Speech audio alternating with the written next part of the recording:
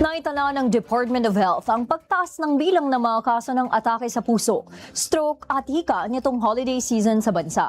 Ayon sa kagawaran, ito'y mas mataas kumpara sa naging bilang noong nakaraang taon. Si Julian Bunag, una sa balita.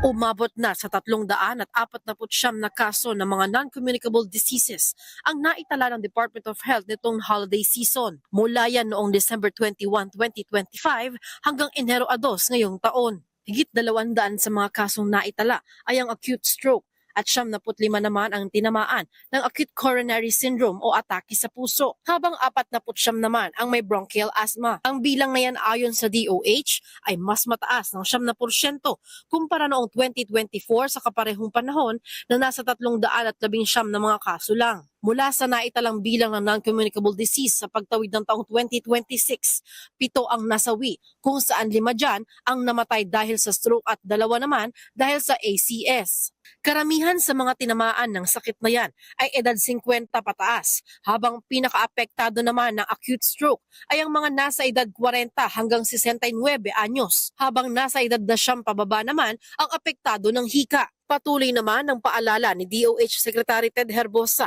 na isa ang pag-ehersisyo sa mga lunas kontra sa mga chronic lifestyle illnesses na meron sa bansa. Nauuna sa mga balitang totoo at laging bago, Julian Bunag, alauna sa balita ng Congress TV.